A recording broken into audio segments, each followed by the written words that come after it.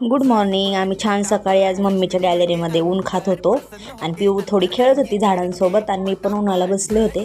तर उन्हात जरा छान वाटलं, थंडी वाजत होती. त्यानंतर खाली गेले, आंघोळ केली आणि लगेच स्वयंपाकाला लागले.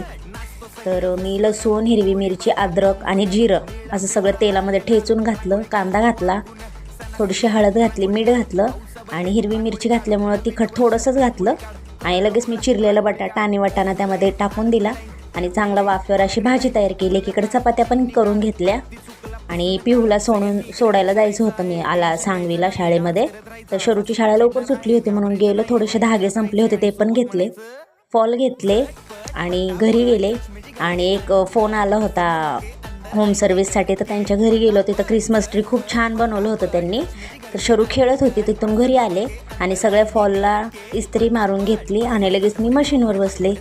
तर असा फॉल लावून घेत होते मी. आणि संध्याकाळी ह्या साड्या मला अर्जंट होत्या, त्यामुळं लवकर द्यायच्या होत्या. लगेच मी दुपारी ही सगळी कामं करून घेतली आणि मला घरातली कामं करून परत दापोडीला जायचं होतं. तर मी कामं केली, घरी गेले तर शरूने हा फ्रीजमधला साबण घेऊन आली बनवलेला. तर आपण भेटूया उद्याच्या व्हिडिओमध्ये. फॉलो करा, लाईक करा, यूट्यूबला सबस्क्राईब करा. बाय.